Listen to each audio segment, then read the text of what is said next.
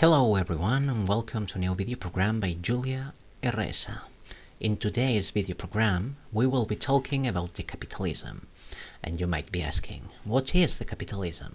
Well, let's say it's the late phase of the economic system we are living in.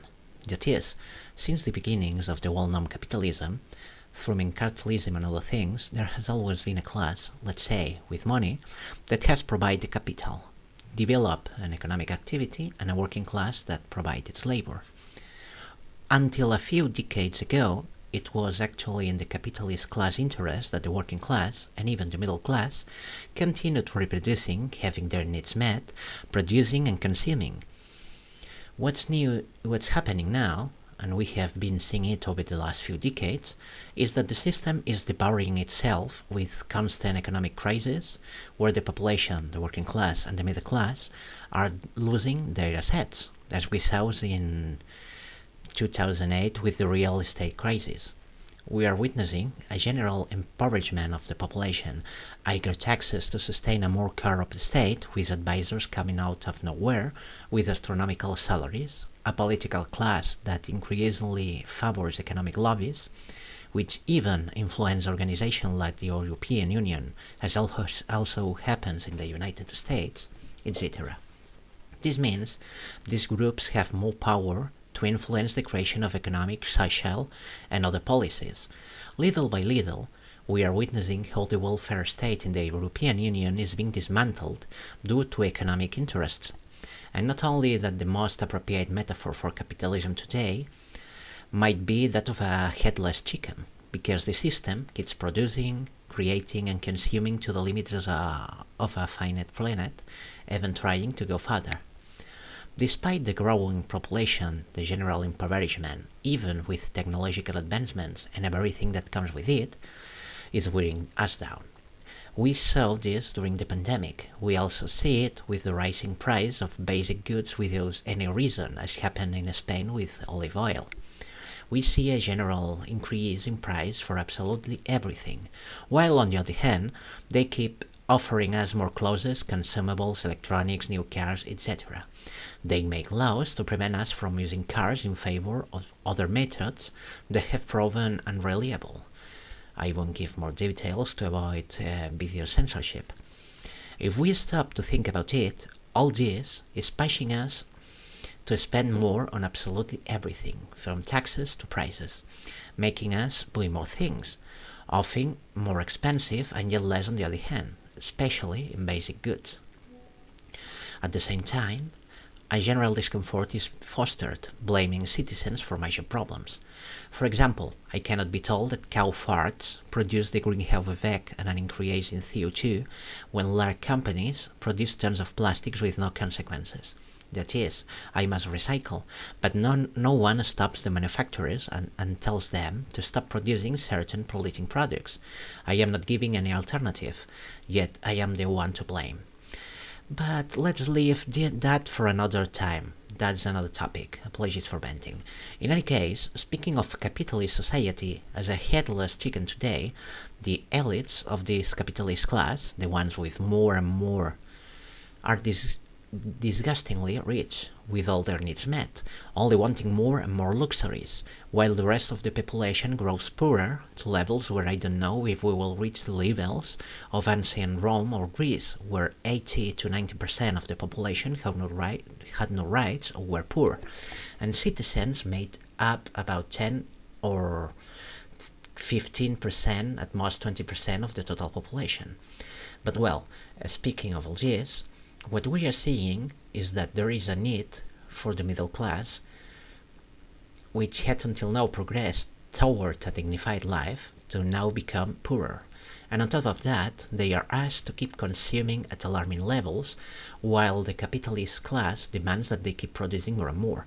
The thing is that now this is over. They don't need it anymore. With automation, artificial intelligence and robotics, much of the population has become redundant. That is, it's increasingly clear that the population, or rather the rest of the population, matters little to them. You could look up investment funds like BlackRock to see, in broad strokes, that they have hegemonic control over the media. the production of basic goods, homes, buildings, housing, whatever you like. You will also see that there are many more investment funds that are part of much larger entities and that they are increasingly taking control of more properties, more money, and increasingly influencing the general thinking of the population through the media. And that's why social media networks like Twitter or even messaging systems like Telegram, which deviate from this mainstream narrative, are constantly attacked.